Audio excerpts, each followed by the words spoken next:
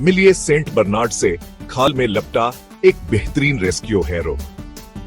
Saint Bernard दुनिया की सबसे मशहूर कुत्तों की नस्लों में से एक है, जो अपने बड़े साइज और मेहरबान दिलों के लिए मशहूर है।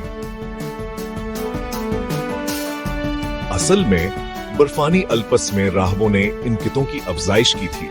इन कुत्तों ने रेस्क्यू कुत्तों के तौर पर हजारों जानें बचाए, बर्फ में दबे हुए गमशुदा मुसाफिरों को सूंघकर ढूंढ निकाला। अपने साइज के बावजूद इनका वजन माटिकेटी पाउंड तक हो सकता है। सेंट बर्नार्ड परस्कून नरम मजाज और बच्चों के साथ बहुत अच्छे होते हैं।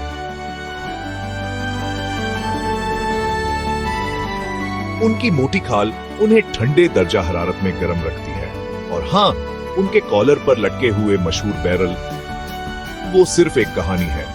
प्यारी तो है, लेकिन असली नहीं।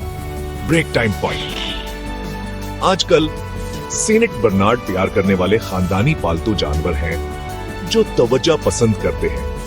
उन्हें काफी जगह की जरूरत होती है और उन्हें गले लगना बहुत पसंद है। ब्रेक टाइम फैशन खश। अगर आप अपने साथ एक वफादार, प्यार करने वाला बड़ा किता चाहते हैं, तो सेंट बर्नार्ड आपके लिए बेहतरीन हो सकता है।